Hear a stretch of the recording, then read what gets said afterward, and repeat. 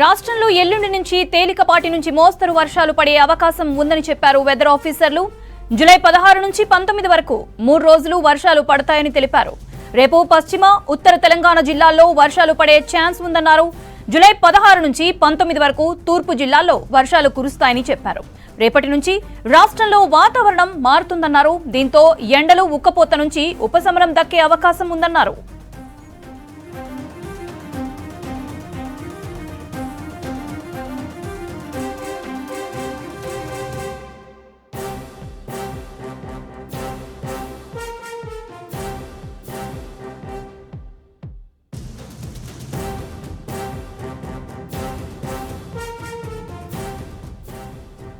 రాష్ట్రంలో ఎల్లుండి నుంచి తేలికపాటి నుంచి మోస్తరు వర్షాలు పడే అవకాశం ఉందని చెప్పారు వెదర్ ఆఫీసర్లు. జూలై 16 నుంచి 19 వరకు 3 రోజులు వర్షాలు పడతాయని తెలిపారు. రేపు పశ్చిమ, ఉత్తర తెలంగాణ జిల్లాల్లో వర్షాలు పడే ఛాన్స్ ఉందన్నారు. జూలై 16 నుంచి 19 వరకు తూర్పు జిల్లాల్లో వర్షాలు కురుస్తాయని చెప్పారు. రేపటి నుంచి రాష్ట్రంలో వాతావరణం మారుతుందన్నారు. దీంతో ఎండలు, ఉక్కపోత నుంచి ఉపశమనం దక్కే అవకాశం ఉందన్నారు.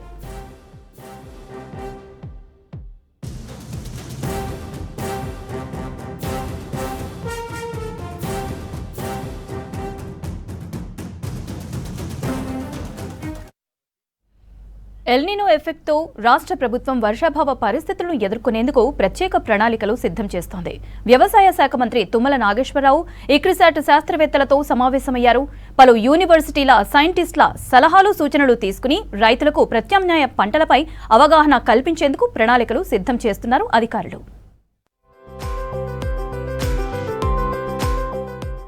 ఎల్నినో ప్రభావంతో రాష్ట్రంలో వర్షాభావ పరిస్థితులను దృష్టిలో ఉంచుకుని రాష్ట్ర ప్రభుత్వం ముందస్తు కార్యాచరణకు శ్రీకారం చుట్టింది. రైతులకు నష్టం జరగకుండా వాతావరణ పరిస్థితులకు అనుగుణంగా వ్యవసాయ ప్రణాళికలు అమలు చేయాలనే లక్ష్యంతో వ్యవసాయ శాఖ ఇతర అనుబంధ శాఖలతో కలిసి శాస్త్రీయ అధ్యయనాలకు ప్రాధాన్యత ఇస్తోంది. అందులో భాగంగా ఇక్రిసాట్ శాస్త్రవేత్తలతో రాష్ట్ర వ్యవసాయ శాఖ ఆధ్వర్యంలో కీలక సమావేశం నిర్వహించారు.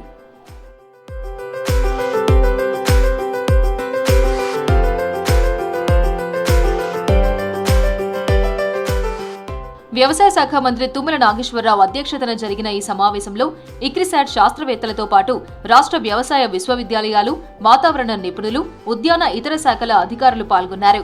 ఎల్నినో పరిస్థితుల వల్ల వర్షాలు ఆలస్యమయ్యాయని, సాధారణం కంటే తక్కువ వర్షపాతం నమోదయ్యే అవకాశాలపై చర్చించారు. అలాంటి పరిస్థితుల్లో రైతులు ఎలాంటి పంటలను ఎంచుకోవాలి, ఎప్పుడు విత్తనాలు వేయాలి, నీటి వినియోగాన్ని ఎలా నియంత్రించాలి, ప్రత్యామ్నాయ వ్యవసాయ విధానాలను ఎలా అమలు చేయాలి అనే అంశాలపై శాస్త్రవేత్తలు తమ అభిప్రాయాలను తెలిపారు. శాస్త్రవేత్తలు ఇచ్చిన సలహాలు, సూచనలను కార్యాచరణ ప్రణాళికగా రూపొందించి రైతులకు చేరవేయాలని నిర్ణయించారు అధికారులు.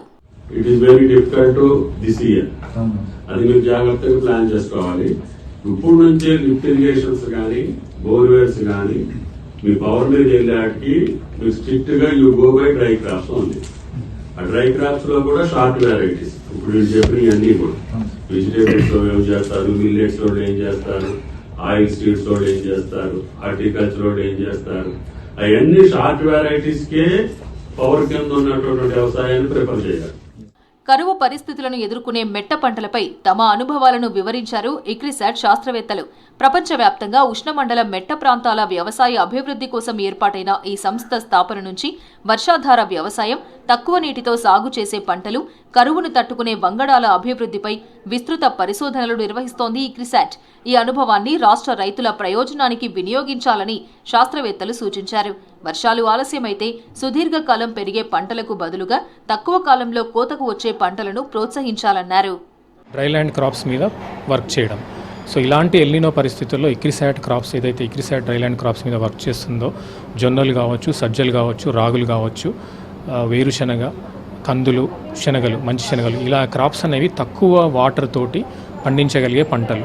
ఈ పంటలన్నీ కూడా ప్రస్తుత పరిస్థితుల్లో తెలంగాణ రైతాంగానికి ఎంతో మేలు చేస్తాయని చెప్పేసి ఇక్రిసాట్ శాస్త్రవేత్తలు కూడా చెప్పడం జరిగింది. ఒకవేళ రైతులు ప్యాడీ గనక వద్దనుకుంటే, నీళ్లు సరిపడా లేవని అనుకుంటే వాళ్ళు ఇతర పంటలైనటువంటి కంది వైపు కూడా ఆలోచించడానికి ఆస్కారం ఉంది. జొన్న, సజ్జ, రాగులు, కొర్రలు, సామలు వంటి చిరుధాన్యాలతో పాటు కంది, పెసర, మినుము వంటి పప్పుధాన్యాలు, నువ్వులు, ఆముదం వంటి నూనె గింజల పంటలను ప్రాంతానుసారంగా సాగు చేయాలని సూచించారు ఇక్రిసాట్ శాస్త్రవేత్తలు. ఎక్కువగా వేరుశెనగ పంట వేయాలంటున్నారు. తక్కువ వర్షపాతం నమోదయ్యే ప్రాంతాల్లో నీటి అవసరం తక్కువగా ఉండే పంటలను ఎంపిక చేసుకోవడం ద్వారా నష్టాలను తగ్గించొచ్చంటున్నారు. एल नीनो की वजह से जो ड्राउट सिचुएशंस क्रिएट हो रहा है, पानी बारिश नहीं हो रहा है, उससे पूरा अभी आप तक भी जुलाई तक बारिश बहुत कम हुआ है, जो नॉर्मल होना चाहिए उससे कम हुआ है। तो मेन है कि ऐसी फसलें हम बोएं जो कम पानी में हो सकती हैं, जिसमें कि पिजन पी है, मिलेट्स हैं और दूसरे ऑयल सीड और लेग्यूम्स हैं। क्योंकि लास्ट ईयर आप देखो, लास्ट ईयर आपका जितना पानी था उससे कम पानी है और उसको देख के आपने इस बार फसल लगा दिया तो 2 महीने बाद ये सूखने वाला है, तो उसी हिसाब से आपको प्लान करना है। వాతావరణ హెచ్చరికలను ఎప్పటికప్పుడు రైతులకు అందించి వాటి ఆధారంగా విత్తనాలు, ఎరువుల వినియోగం, సాగు నిర్ణయాలు తీసుకునేలా ప్రతివారం సమావేశాలు నిర్వహించేలా ప్రణాళిక సిద్ధం చేసింది రాష్ట్ర ప్రభుత్వం. జిల్లాలు, మండలాల వారీగా నేల స్వభావం, వర్షపాతం అంచనాలు, నీటి లభ్యత ఆధారంగా ప్రత్యామ్నాయ పంటల ప్రణాళికలను సిద్ధం చేసి వ్యవసాయ విస్తరణ అధికారుల ద్వారా గ్రామ స్థాయిలో రైతులకు అవగాహన కల్పించనున్నారు అధికారులు. వర్షాలు ఆలస్యమైతే, మధ్యలో నిలిచిపోతే లేదా సాధారణం కంటే తక్కువగా నమోదైతే ఎలాంటి చర్యలు తీసుకోవాలనే అంశాలపై ముందుగానే కార్యాచరణ ప్రణాళిక సిద్ధం చేసినట్టు తెలిపారు.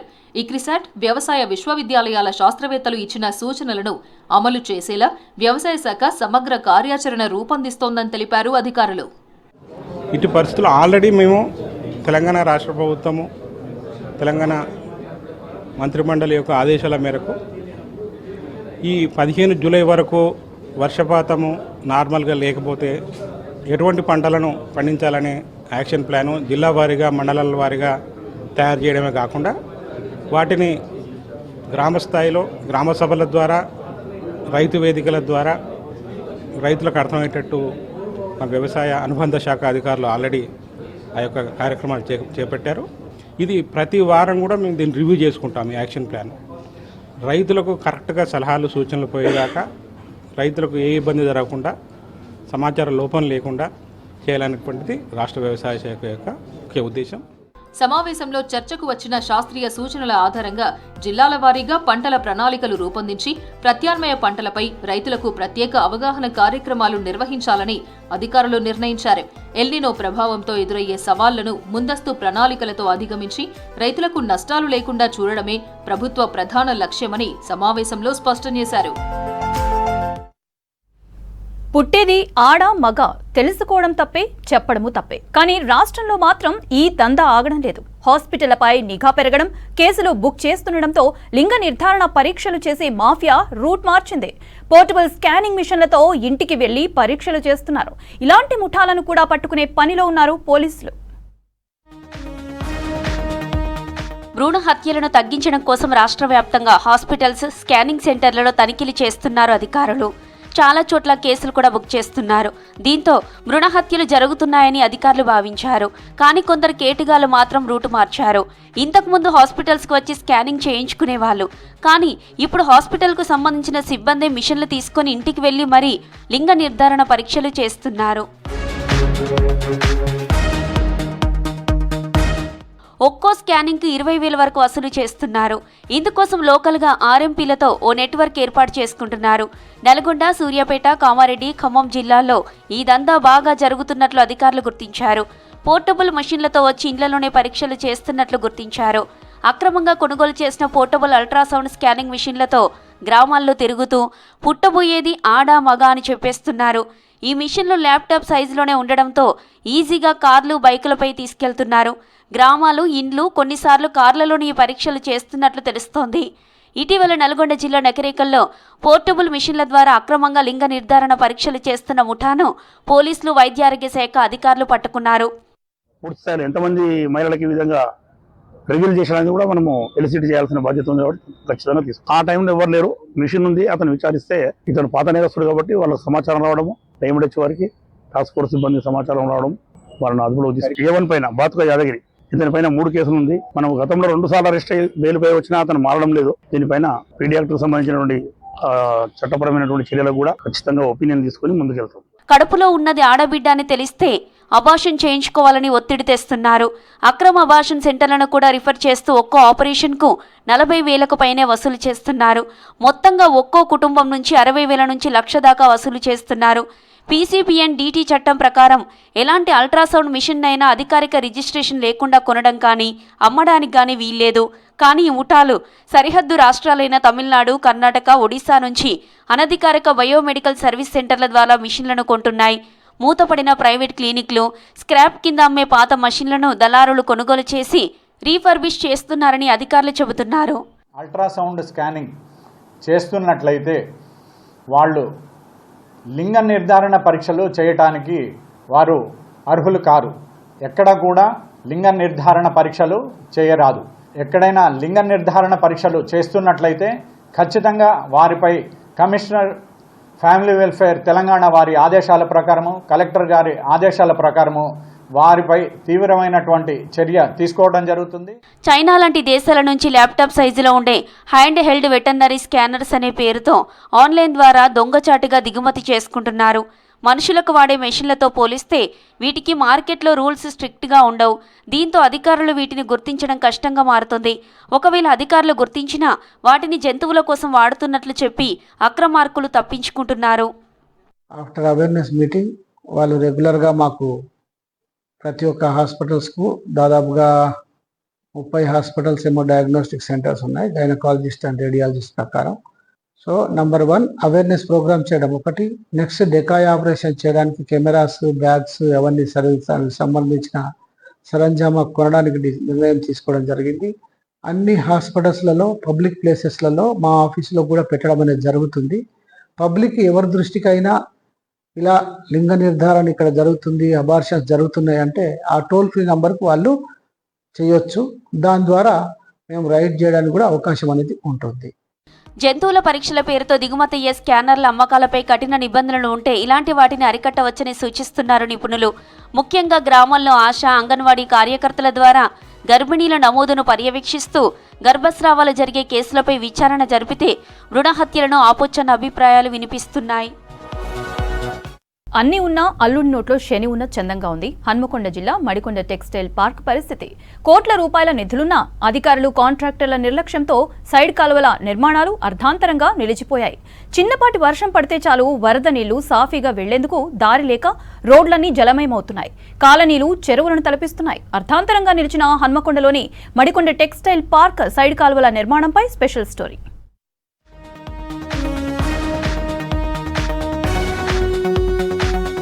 హన్మకొండ జిల్లా Madikonda Kakatiya weavers cooperative society ఆధ్వర్యంలో టెక్స్టైల్ పార్క్ ఏర్పాటైంది.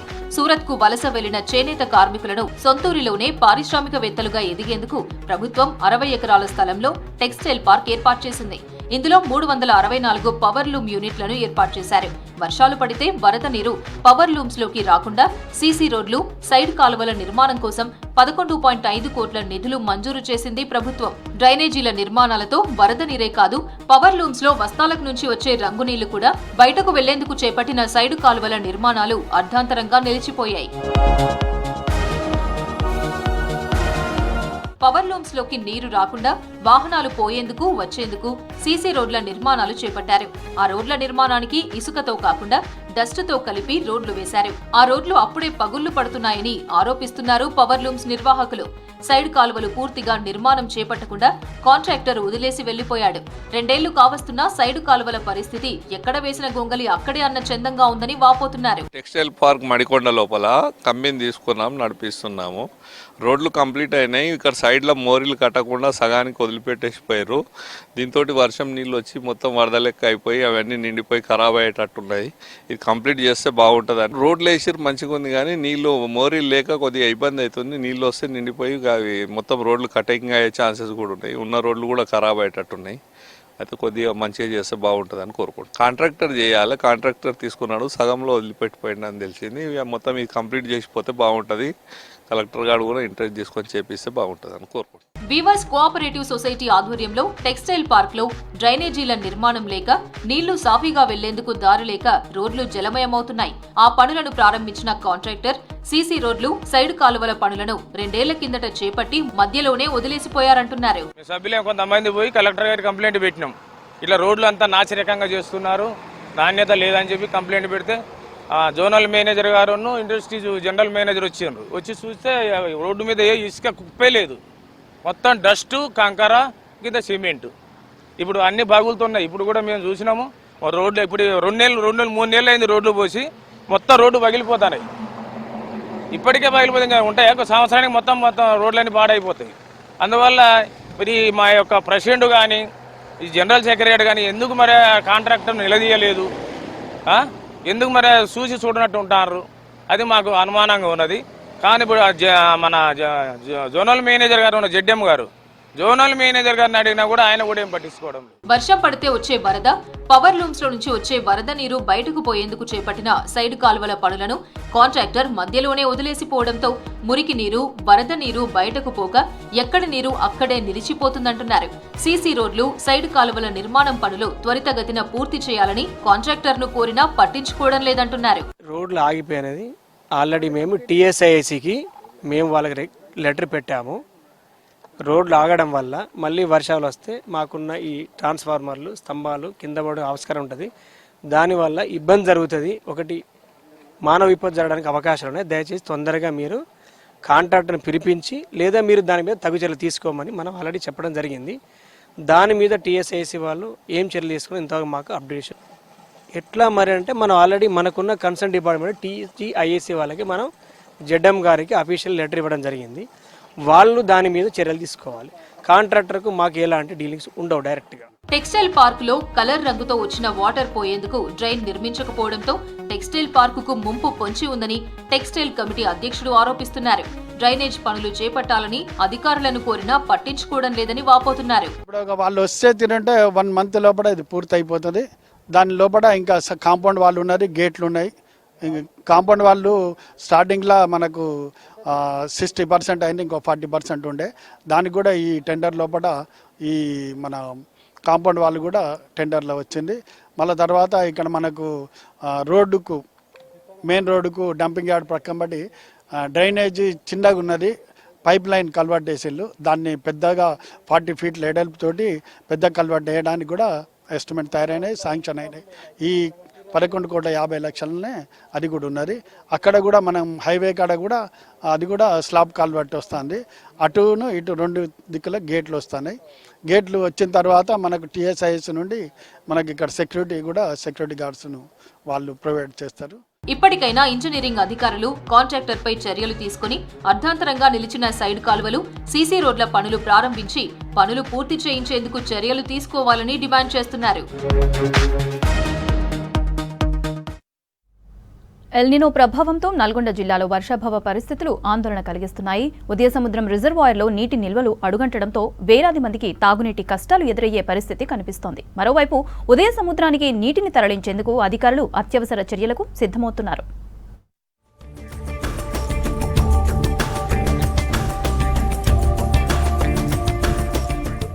ఎల్నినో ప్రభావం నల్గొండ జిల్లాపై తీవ్రంగా పడింది. ఈ సమయానికి నిండుగా కనిపించే జలాశయాలు ఇప్పుడు వెలవెలబోతున్నాయి. నల్గొండ జిల్లాకు జీవనాడిగా నిలిచిన ఉదయసముద్రం రిజర్వాయర్లో ప్రస్తుతం కేవలం 10 నుంచి 12 రోజులకే సరిపడా నీటి నిల్వలు మాత్రమే మిగిలాయి.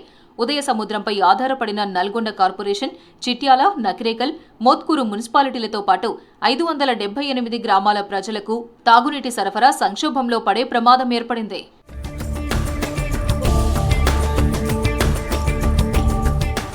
తాగునీటి పరిస్థితి తీవ్రతను గుర్తించిన జిల్లా యంత్రాంగం ప్రత్యామ్నాయ మార్గాలపై దృష్టి సారించింది.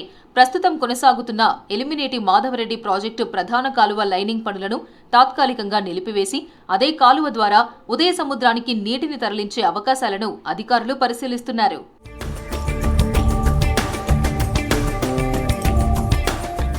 నాగార్జునసాగర్లోనూ నీటి నిల్వలు పరిమితంగానే ఉన్నాయి. అక్కడి నుంచి హైదరాబాద్ తాగునీటి అవసరాలతో పాటు మిషన్ భగీరథ ద్వారా ఉమ్మడి నల్గొండ జిల్లాకు నీరు సరఫరా అవుతోంది. సాగర్లో ప్రస్తుతం 513 అడుగుల నీటి మట్టం ఉండడంతో ఉదయసముద్రానికి నీరు విడుదల చేసే అవకాశాలను అధికారులు పరిశీలిస్తున్నారు. ఉదయసముద్రం పూర్తి సామర్థ్యం 1.5 TMCలు. అయితే ప్రస్తుతం 1/2 TMC నీరు మాత్రమే అందుబాటులో ఉంది.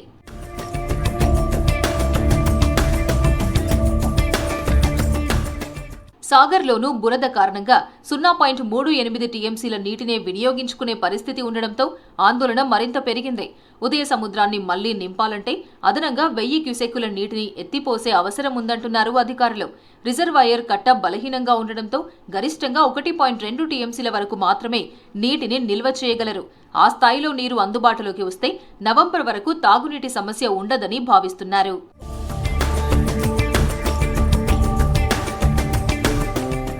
అయితే ఈ ప్రక్రియకు ఏఎంఆర్పీ ప్రధాన కాలువ లైనింగ్ పనులు అడ్డంకిగా మారే అవకాశం కనిపిస్తోంది. ముందస్తుగా నీటిని నింపి ఉంటే ఈ పరిస్థితి వచ్చేది కాదన్న అభిప్రాయాలు వ్యక్తమవుతున్నాయి. ఇప్పుడు నీటి విడుదలకు ప్రాధాన్యత ఇవ్వాల్సి వస్తే లైనింగ్ పనులకు తాత్కాలిక విరామం తప్పదంటున్నారు అధికారులు. మరోవైపు అక్కంపల్లి బ్యాలెన్సింగ్ రిజర్వాయర్ నుంచి ఉదయ సముద్రానికి నీటిని తరలించే ప్రత్యామ్నాయ ప్రతిపాదనను పరిశీలిస్తున్నారు.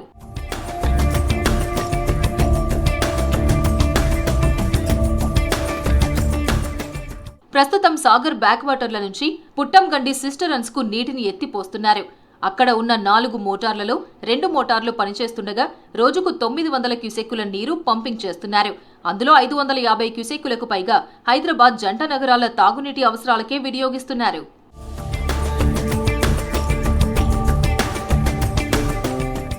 ఉదయ సముద్రంలో నీటి నిల్వలు వేగంగా తగ్గిపోతుండటంతో జిల్లా అధికార యంత్రాంగం అప్రమత్తమైంది.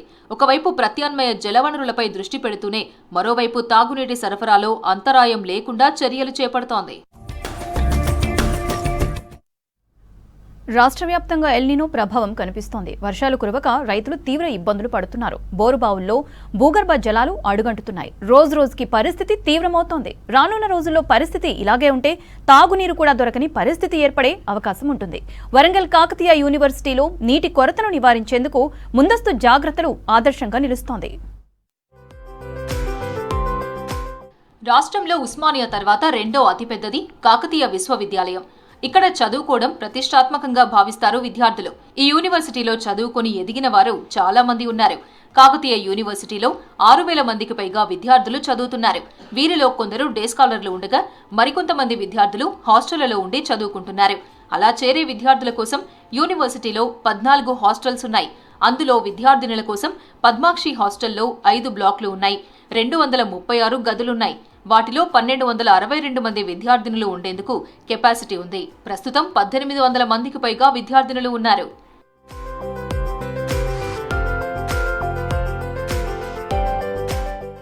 అబ్బాయిల కోసం 13 హాస్టల్స్ ఉన్నాయి.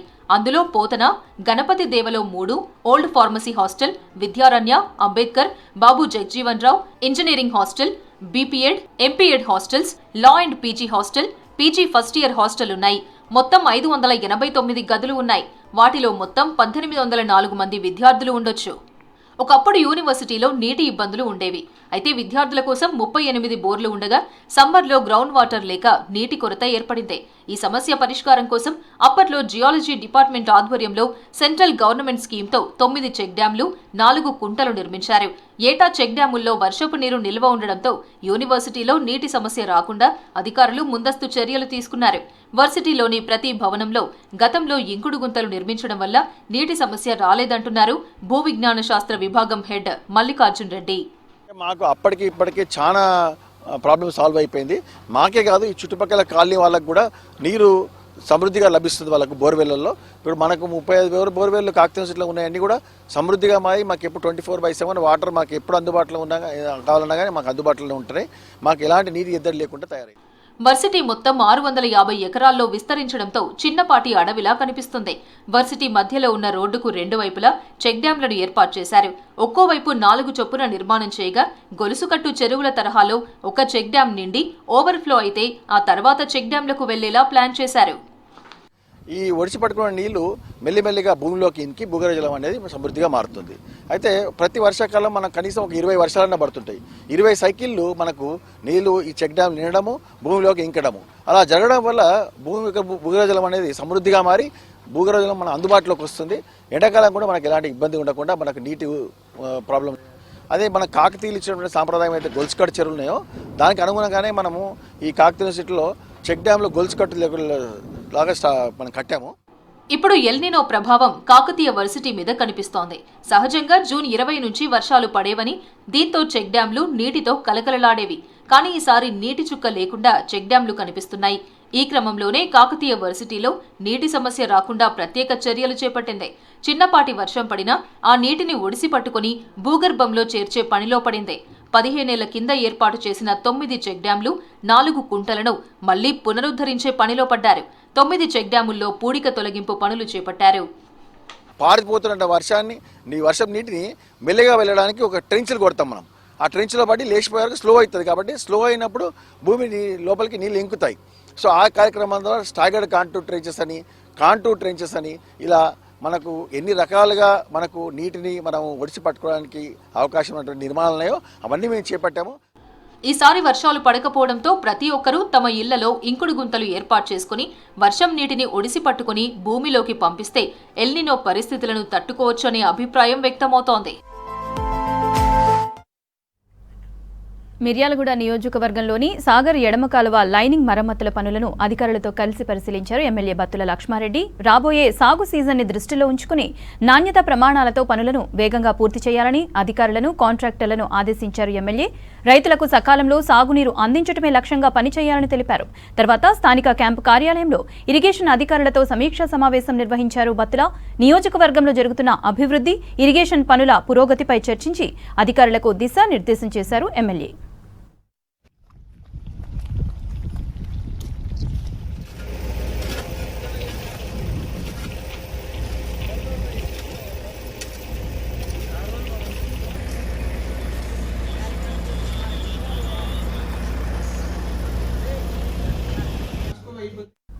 వనపర్తి జిల్లా కొత్తకోటలో కొత్తగా నిర్మించిన బాలికల ఉన్నత పాఠశాల ప్రారంభోత్సవానికి భారీ ఏర్పాట్లు చేస్తున్నారు. రేపు సీఎం రేవంత్ రెడ్డి స్కూల్ ని ప్రారంభించనున్నారు. గతంలో ఒకే చీకటి గదిలో స్కూల్ నడిపేవారు టీచర్లు. కనీస వసతులు లేక విద్యార్థులు, టీచర్లు తీవ్ర ఇబ్బందులు పడ్డారు. కాంగ్రెస్ ప్రభుత్వంలో ఎమ్మెల్యే మధుసూదన్ రెడ్డి చొరవతో 1,77,00,000 CSR నిధులతో కొత్త భవనం నిర్మించారు. 8 క్లాస్ రూమ్లు, సైన్స్ ల్యాబ్, లైబ్రరీతో కార్పొరేట్ స్థాయిలో స్కూల్ నిర్మించారు. ఇక ఇన్నాళ్లు పాత స్కూల్లో ఇబ్బంది పడిన విద్యార్థులు కొత్త స్కూల్ ప్రారంభోత్సవానికి ఉత్సాహంగా ఎదురు చూస్తున్నారు. ఈ కార్యక్రమానికి సీఎం వస్తుండటంతో పటిష్ట ఏర్పాట్లు చేస్తున్నారు అధికారులు. మంచి ఎడ్యుకేషన్ కావాలి అంటే అమ్మాయిలకు ఒక మంచి బడి ఉండాలి. కొత్తకోట పట్టణంలో ఒక చారిత్రాత్మకంగా మీ పేరు నిలిచిపోతుందన్న ఇక్కడ అని చెప్పడం జరిగింది. వారు అడిగిన తక్షణమే మాకు ఖచ్చితంగా నేనైతే మీకు బిల్డింగ్ కట్టిస్తాను అని హామీ ఇవ్వడం జరిగింది. ఆ హామీని అన్న ఈరోజు నిలబెట్టుకోవడం జరిగింది. అన్నగారికి మరియు గౌరవ రాష్ట్ర ముఖ్యమంత్రి గారికి ప్రత్యేకమైన ధన్యవాదాలు. మేము ఉన్నంత వరకు వారిని గుర్తు చేసుకుంటూ ఉంటాము. ఇక్కడ ఈ బిల్డింగ్ ఏర్పడడానికి కారణం వీరే అని చెప్పొచ్చు. గౌరవ ముఖ్యమంత్రి గారు కూడా చొరవతో విద్యను అభివృద్ధి చెందించాలి అనే ఉద్దేశం చాలా ఎక్కువగా ఉండడం వల్ల ఇది సాధ్యమైంది. అది 4 మాత్రమే తరగతి గదులు ఉండేవి. మిగతా 2 తరగతి గదులు ఉన్నా వాటికి సరైనటువంటి వసతులు, సదుపాయాలు ఏవి లేకపోయేవి. పిల్లలైతే చాలా ఇబ్బంది పడ్డారు సార్. హైయర్ క్లాసెస్ని మాత్రం ఆ 4 తరగతి గదుల్లో కండక్ట్ చేసేవాళ్ళము. చిన్నపిల్లలు 6th, 7th, 8th ఈ క్లాసెస్ అన్నీ కూడా చెట్ల కింద వరండాల్లో మేము రన్ చేయడం జరిగింది. సరైనటువంటి బేసిక్స్ పడేటటువంటి ఆ స్టేజ్లోనే వాళ్లకు అట్లా వసతులు లేనటువంటి ఆ పరిస్థితుల్లో బోధన చేయాల్సి వచ్చినందుకు మాకు ఇబ్బంది, వాళ్ళకు కూడా, పిల్లలు కూడా బాగా ఇబ్బంది పడ్డారు సార్. మరి ఈ మా ఇబ్బందుల్ని గమనించి మా కొత్తకోట దేవరకద్ర నియోజకవర్గ ఎమ్మెల్యే గారు జి మధుసూదన్ రెడ్డి గారు ఇక్కడికి వచ్చి ఈ ఇబ్బందుల్ని గమనించి మరి మాకు పాఠశాల భవనాన్ని శాంక్షన్ చేయించడం జరిగింది. మా పాఠశాల తరపున, మా పాఠశాల కుటుంబం తరపున ప్రత్యేకమైనటువంటి ధన్యవాదాలు సార్. ఇది 30 సంవత్సరాలుగా ఎదురు చూస్తున్నటువంటి కళ సాకారమైనటువంటి వేళ. ఇది అసాధ్యాన్ని కూడా సుసాధ్యం చేసినటువంటి సందర్భం సార్. ఇది నిజంగా ఇది పిల్లలకు ఇటుకలతో కట్టించి ఇచ్చినటువంటి భవనం కాదు సార్. వాళ్ళ భవిష్యత్తుకి బాటలు వేసి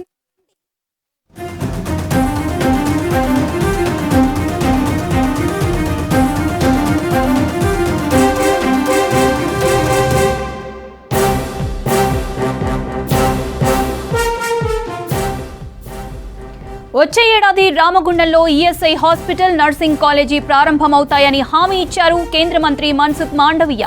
మంత్రి వివేక్ వెంకటస్వామి రిక్వెస్ట్ కి వెంటనే రియాక్ట్ అయ్యారు మాండవీయ. వచ్చే ఏడాది నుంచే రామగుండంలో ఈఎస్ఐ హాస్పిటల్, నర్సింగ్ కాలేజీ ప్రారంభమవుతాయని హామీ ఇచ్చారు. హైదరాబాద్ సనత్ నగర్ ఈఎస్ఐ హాస్పిటల్లో కొత్త ఓపీడీ బిల్డింగ్ ప్రారంభోత్సవానికి హాజరయ్యారు కేంద్ర మంత్రి మన్సుఖ్ మాండవీయ, రాష్ట్ర మంత్రి వివేక్ వెంకటస్వామి. ఇదే వేదికపై రామగుండంలో ESI hospital, nursing college sanction చేయాలని కేంద్ర మంత్రిని కోరారు మంత్రి వివేక్. దీంతో వెంటనే ఓకే చెప్పారు Mandaviya. Hyderabad, Ramagundam is the next biggest industrial hub for Telangana. So there 100-bedded ESI hospital is required. There is already a sanction. Somehow after the tenders were called, it was again cancelled. We request you to once again sanction that hospital and call for tenders because there is a great need. You know, Telangana has taken the lead in creating overseas employment through our TomCom, and there is a great need for nurses to be employed in Germany.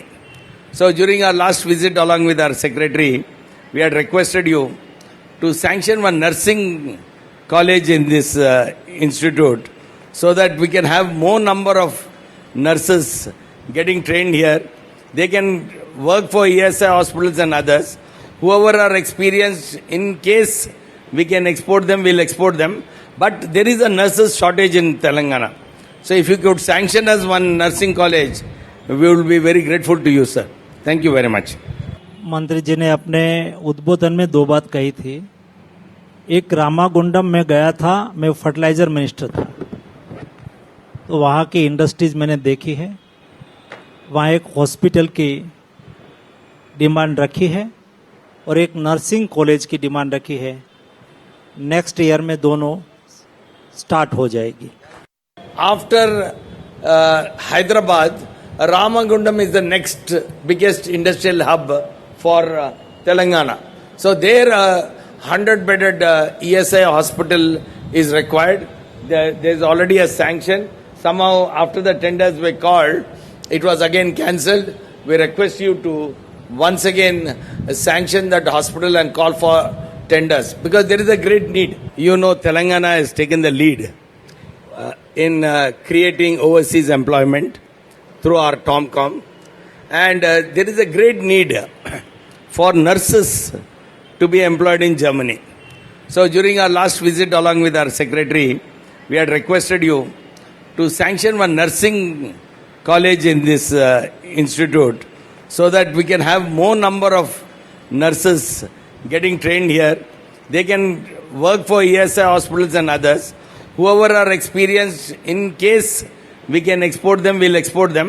But there is a nurses shortage in Telangana. So if you could sanction us one nursing college, we will be very grateful to you, sir. Thank you very much. मंत्री जी ने अपने उद्बोधन में दो बात कही थी. एक रामागुंडम में गया था, मैं फर्टिलाइजर मिनिस्टर था, तो वहाँ की इंडस्ट्रीज मैंने देखी है. वहाँ एक हॉस्पिटल की डिमांड रखी है और एक नर्सिंग कॉलेज की डिमांड रखी है. नेक्स्ट ईयर में दोनों. ప్రజాప్రభుత్వం విద్యారంగానికి ప్రాధాన్యత ఇస్తోందన్నారు ఎమ్మెల్యే డాక్టర్ మురళీ నాయక్. మహబూబాబాద్ జిల్లా కేంద్రంలోని ప్రభుత్వ జూనియర్ కళాశాలను పరిశీలించారు. పాత కళాశాల భవన స్థానంలో నూతన భవనాన్ని నిర్మాణానికి ప్రభుత్వం 16 కోట్ల నిధులు మంజూరు చేయడంపై సంతోషం వ్యక్తం చేశారు మురళీ నాయక్. జూనియర్ కాలేజీలో సీఎం రేవంత్ రెడ్డి చిత్రపటానికి పాలాభిషేకం చేశారు ఎమ్మెల్యే, కాలేజీ సిబ్బంది, విద్యార్థులు.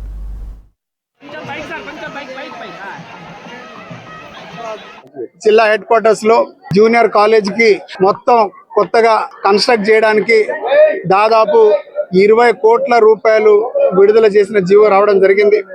ఇక్కడ చదువుకున్నటువంటి పిల్లలు చాలా మంది ఇంజనీర్లు అయినరు, డాక్టర్లు అయినరు, అదేవిధంగా ఐపీఎస్లు, ఐఏఎస్లు అయినరు. కానీ ఈ స్కూల్ దాదాపు ఎప్పుడో నిజాం కాలం నాటి ఈ స్కూల్ని వాస్తవానికి దీన్ని రిపేర్ చేయడానికి కూడా ఏ ప్రభుత్వం నోచుకోలేదు. అందుకే మన ప్రభుత్వం, గౌరవ ముఖ్యమంత్రి రేవంత్ రెడ్డి గారు ఈ విద్యాశాఖ వారితోనే ఉండడంతో మనకు ముఖ్యమంత్రి సలహాదారులు, ప్రస్తుత రాజ్యసభ సభ్యులు వేం నరేందర్ రెడ్డి గారు, అదేవిధంగా మన ఎంపీ సభ్యులు కోరిక బలరాం నాయక్ గారు, మేము అందరం కలిసి గౌరవ ముఖ్యమంత్రి రేవంత్ రెడ్డి గారి వద్దకు పోగానే ఒక చారిత్రాత్మక స్కూలు, దాదాపు 100 ఏళ్లు దాటినటువంటి స్కూల్ను చాలా గొప్పగా దాన్ని పునర్నిర్మాణం చేద్దామని చెప్పేసి వారు 20 కోట్ల రూపాయలు ఇప్పుడు శాంక్షన్ చేయడం జరిగింది. మనకి ఈ క్యాంపస్ ఇప్పుడు ఉన్నటువంటి స్కూల్స్, అదేవిధంగా కాలేజ్ బిల్డింగ్స్ అక్కడక్కడ వేరి పారేసినట్టుగా ఉంది. కాబట్టి అన్నిటినీ ఒకటే క్యాంపస్లో తీసుకొచ్చి బాయ్స్కి సెపరేట్ క్యాంపస్, గర్ల్స్కి ఒక సెపరేట్ క్యాంపస్ ఏర్పాటు చేసి పిల్లలు ఆడుకోవడానికి కూడా ఒక మంచి ప్లే గ్రౌండ్తో పాటు ఇక్కడ మన గార్డెన్ కూడా ఏర్పాటు చేద్దాము. ఒక కార్పొరేట్ వైద్యం, ఒక పబ్లిక్ స్కూల్ వాతావరణం మన పిల్లలను తీసుకురావాలి. అదేవిధంగా అందరు పిల్లలు మన ప్రభుత్వ పాఠశాలలోనే చదవాలి, తల్లిదండ్రులకు భారం కాకూడదన్న ఉద్దేశంతోనే గౌరవ ముఖ్యమంత్రి రేవంత్ రెడ్డి గారు చాలా మంచి ఆలోచన చేస్తూ ఉన్నారు. అందులో భాగంగానే ఇప్పుడు స్కూళ్ళలో బీఆర్ఎస్ హయాంలో కేటీఆర్, హరీష్ రావు, కవిత కనుసైగలతో సింగరేణిని దోచుకున్నారని ఆరోపించారు కేంద్ర మంత్రి కిషన్ రెడ్డి. సింగరేణిని బంగారు బాతులా ఎవరికి నచ్చినట్లు వాళ్లు దోచుకున్నారన్నారు. 25,902 కోట్ల అప్పు చేసి కేసీఆర్ ఫామ్ హౌస్ కి పరిమితమయ్యారన్నారు. ప్రస్తుతం కాంగ్రెస్ ప్రభుత్వం కూడా బీఆర్ఎస్ తీరుగానే వ్యవహరిస్తోందన్నారు. తాడిచెర్ల మొదటి గనిని కమిషన్ల కోసం కేసీఆర్ ప్రైవేటు వాళ్లకి అమ్ముకున్నారని ఆరోపించారు. వేలంలో వచ్చే బొగ్గు బ్లాక్లు సింగరేణికి వచ్చేలా ప్రభుత్వాలు కృషి చేయాలన్నారు కిషన్ రెడ్డి. నరేంద్ర మోడీ గారు ప్రధానమంత్రి అయిన తర్వాత అది కోల్ ఇండియా కావచ్చు, వెస్టర్న్ కోల్ ఫీల్డ్ కావచ్చు, మహానది కోల్ ఫీల్డ్ కావచ్చు, భారత్ కోల్ ఫీల్డ్ కావచ్చు, ఈ రకంగా భారత ప్రభుత్వానికి సంబంధించి ఉన్నటువంటి 12 కంపెనీలకు కూడా ఆక్షన్ ద్వారానే కోల్ బ్లాక్ అలాట్మెంట్ చేయడం జరిగింది. ఒక్క బ్లాక్ కూడా అలాట్మెంట్ చేయలేదు. కానీ క్యాప్టివ్ పవర్ కింద, క్యాప్టివ్ మైన్స్ కింద విద్యుత్ ఉత్పత్తి చేసేటువంటి సంస్థలకు అక్కడక్కడ రాష్ట్ర ప్రభుత్వాలకు కొన్ని బ్లాక్స్ ఇవ్వడం జరిగింది. కేంద్ర ప్రభుత్వం ఒకటి కూడా తీసుకోలేదు. రాష్ట్ర ప్రభుత్వాలకు కొన్ని బ్లాక్స్ ఇవ్వడం జరిగింది. అందులో భాగంగా మన సింగరేణి మనము 2 పనులు చేస్తాం. ఒకటి బొగ్గు ఉత్పత్తి చేస్తాం, 2 విద్యుత్ ఉత్పత్తి చేస్తాం. ఆ విద్యుత్ ఉత్పత్తి శక్తికి మన సింగరేణికి ఒరిస్సాలో మంచి కోల్ ఉన్నటువంటి నైని కోల్ బ్లాక్ను 2015లో ఇవ్వడం జరిగింది. 2017లో ఇస్తే అప్పుడు అధికారంలో ఉన్నటువంటి బీఆర్ఎస్ ప్రభుత్వము ఆ కోల్ బ్లాక్ విషయంలో పట్టించుకోలేదు. నవీన్ పట్నాయక్ ముఖ్యమంత్రిగా ఉన్నారు, 15 సంవత్సరాలు ఆయన దానికి అనుమతి ఇవ్వలేదు. మీరెక్కేస్తారు మా రాష్ట్రానికి అని మొండిపెట్టి అనుమతులు ఇవ్వకుండా, మరి అక్కడ కనెక్టివిటీ లేకుండా, మౌలిక వసతులు కల్పించకుండా ఆయన అడ్డుకున్నాడు. మన ఆ రోజు ముఖ్యమంత్రిగా ఉన్నటువంటి కేసీఆర్ పట్టించుకోలేదు. బీఆర్ఎస్ పార్టీ ఉన్నప్పుడు 3 దోపిడీ చేశారు సింగరేణిని. హరీష్ రావు, కేటీఆర్, కవిత పోటీలు పడి ఈ సింగరేణి ఏ రకంగా దోచుకున్నారో మీకు అందరికీ తెలుసు. కాంట్రాక్ట్ల పేరు మీద, కమిషన్ల పేరు మీద, కనుసైగలతో కేసీఆర్ కుటుంబము సింగరేణి ఏ రకంగా మరి దోషపెట్టిందో మనకు తెలుసు. ఈరోజు కేసీఆర్ కారణంగానే కొత్త బ్లాకులు మనకు రాలే, కేసీఆర్ కారణంగానే ఉత్పత్తి పడిపోయింది, కేసీఆర్ కారణంగానే మనకు రావాల్సినటువంటి డబ్బులు రావలేదు. అయ్యా కేటీఆర్, అయ్యా హరీష్ రావు, మీరు అధికారంలో ఉన్నప్పుడు 49% కేంద్రం ఉందని తెలియదా? మీరు దోపిడీ చేసినప్పుడు దోపిడీ జరుగుతుందని చెప్పి నేను యాత్ర చేస్తే మీరు ఆ రోజు మాట్లాడలేదు కదా. కాంట్రాక్ట్ కార్మికులకు న్యాయం జరగాలని అసెంబ్లీలో లేవనెత్తితే చాలా వ్యంగ్యంగా కేసీఆర్, ఏం తెలుసా నీకు, ఒక్క కాంట్రాక్ట్ కార్మికుడు సింగరేణి లేరని చెప్పినటువంటి. మంచి ఆహారమే ఆరోగ్యకరమైన దేశానికి పునాది అని చెప్పారు తెలంగాణ షెఫ్స్ అసోసియేషన్ సభ్యులు.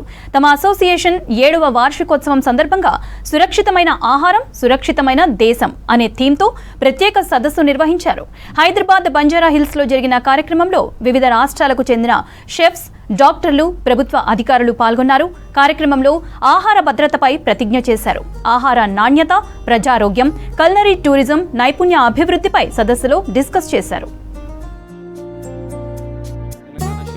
అసోసియేషన్ 7 సంవత్సరాలు పూర్తి చేసుకున్న సందర్భంలో హైదరాబాద్లో, తెలంగాణలో, ఇండియాలో ఉన్న షెఫ్స్ అందరికీ మా తరపు నుంచి కృతజ్ఞతలు చెప్తున్నాము. ఈరోజు ఇక్కడ తాజ్ డక్కన్లో జరిగే విశేషం ఏంటి అంటే 7th యానివర్సరీ సెలబ్రేషన్స్ చేస్తున్నాము. సెలబ్రేషన్స్ అంటే ఓన్లీ ఏదో కలిసాము, ఏదో ఈవెంట్ చేసుకున్నాము అనే దానికంటే కూడా ఒక కాజ్తో ఈరోజు ముందుకెళ్తున్నాము. కాజ్ ఏంటి అంటే నీడ్ ఆఫ్ అవర్. ఈ మధ్యకాలం మనం చూస్తున్నాం food safety is the biggest concern. దాన్ని అడ్రస్ చేస్తూ వేరియస్ గవర్నమెంట్ ఏజెన్సీస్తోని we are trying to build a theme called Safe Food, Safe Nation. ఈ థీమ్ రాబోయే 5 ఇయర్స్కి ఒక రోడ్ మ్యాప్ వేసుకొని India, Telangana, Hyderabad suppose to be a safest destination for food. So దానికి సంబంధించి ఈరోజు చాలా panel discussions, presentations, training programmes ఇవన్నీ కూడా జరగడం జరుగుతుంది. దీనికి సంబంధించి మనకి వేరియస్ స్టేట్స్ నుంచి ప్రతి స్టేట్కి ఒక కల్నరీ అసోసియేషన్ ఉంది. గోవా నుంచి, రాజస్థాన్ నుంచి, ముంబై నుంచి, మన హైదరాబాద్ నుంచి, ఈవెన్ ఇండియాకి సంబంధించి Indian federation for culinary associations, అక్కడ నుంచి జనరల్ సెక్రటరీ షెఫ్ విజయభాస్కరన్ వాళ్ళు కూడా రావడం జరిగింది. మేము ఇనిషియేషన్ ఎట్లా చేసామంటే ఫస్ట్ అందరితోని ఒక ప్రతిజ్ఞ చేయించాం. నేను ఫుడ్ ఇండస్ట్రీలో ఇన్వాల్వ్ అయితే I do ethical practices, I give safe food to my customer. ఈ మధ్యకాలంలో చూస్తే every now and then you see GHMC is doing raids and then finding problematic food. Celebrating 7 years of this lovely fraternity of chefs. It's been an honor and pleasure to serve as a founding vice president and now leading the association as a president. We started 7 years back with a group of 30-35 chefs. Today we are a 300 strong community and we are taking a pledge this year that next 5 years we are going to work very diligently. We are going to work very sincerely as a body of chefs, working together with the government, the policy makers, and anything to do with food and beverage to make sure that our city, our state and eventually our country becomes safer in terms of food. So our goal for next 5 years is safe food, safe nation, and we are fully committed to do whatever it takes from our side. So very happy to be here and looking forward for next 5. ఇవి Telangana updates.